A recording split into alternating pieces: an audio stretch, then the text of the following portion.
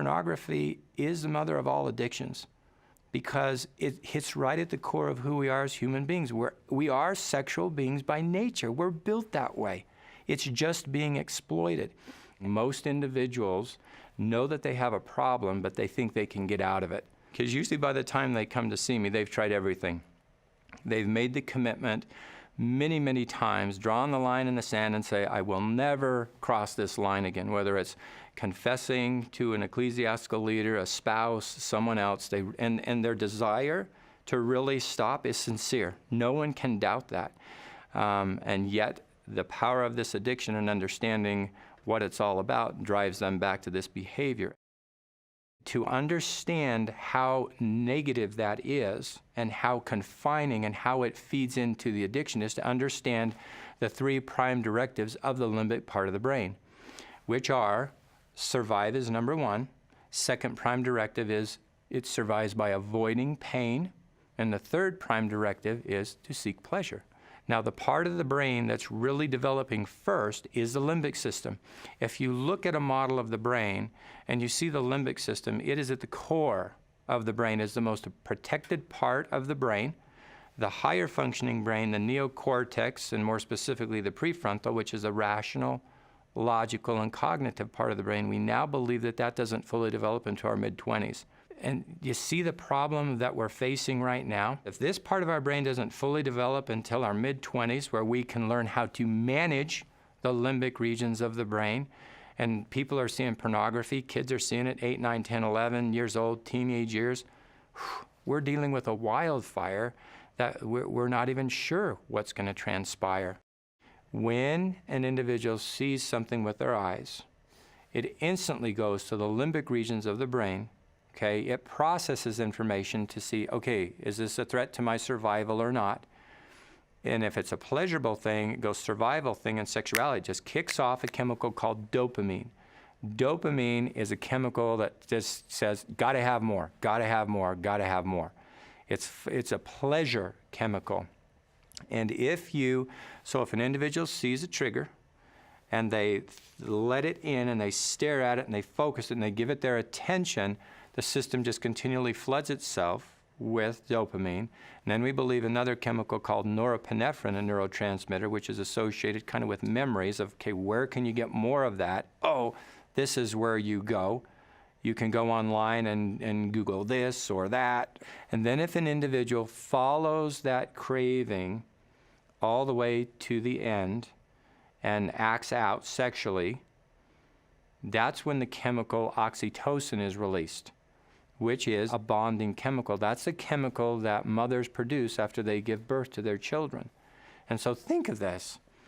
An individual looks at an image online, these chemical reactions are taking place, they act out, oxytocin is released, and in a sense, at the limbic part of the brain, becomes bound to the computer in those images. How does someone ever get away from the fact that they're just triggered by certain things, or they think something's beautiful? That's the way we're built instinctively.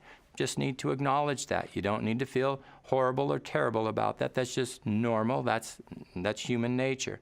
But if you can acknowledge that, surrender to it in that you don't fight it, you don't go, oh, don't look at that, that's bad. Because the minute you do that, you kick off the beast part of the brain where it goes, you're saying that's bad, and it actually increases your capacity to want to look at that. And so you let it go. Oh, there's something beautiful. Yep, that's beautiful.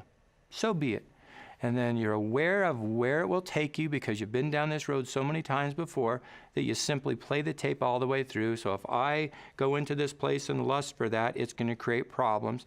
Mindfully, one chooses to direct because they're trained to do that. That's what treatment can help one do. They're trained to put their thoughts gently in another direction. And then faith that they will have the power to do that. That is what is working. I don't have to shame myself anymore because I acknowledge and accept the limbic part of the brain and how it works. Of course it's going to be attracted to this stuff.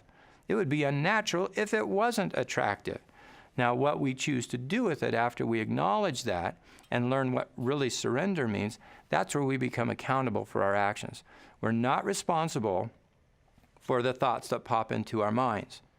We are, however, accountable what we choose to do with them. This is a lifetime issue. This is a process, not an event.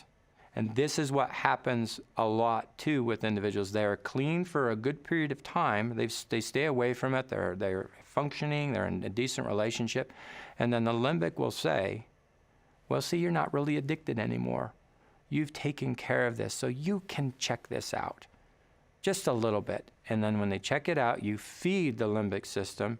Chemicals start flowing. It has the capacity, if the situation is right, to quiet down the prefrontal and just like turn a switch like that. And then the person, that's when they feel they're out of control. You know, and a young man who's addicted to pornography and wants to have relations with his spouse one night, she's not in the mood, or she's feeling sick, or she's tired or something like that. Well, then how does he deal with that? And the limbic will say, well, if your spouse isn't available, let's go online. You deserve that. And that creates more stress in the relationship because you're not able to give your full attention to your spouse, and you're just not able to do that. If the stressors get great enough, this is what we now know happens.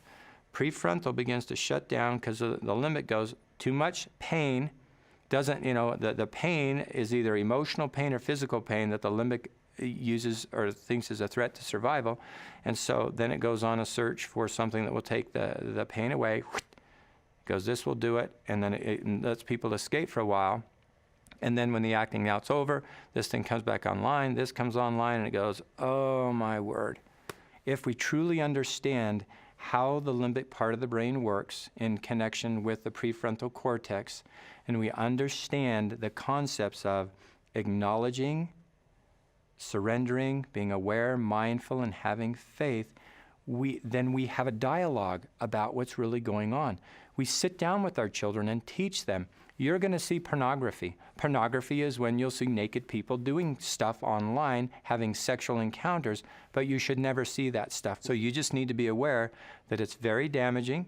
It hurts people in their ability to develop real relationships with each other. And that's why parents should educate their kids to sit down and talk to them about this stuff.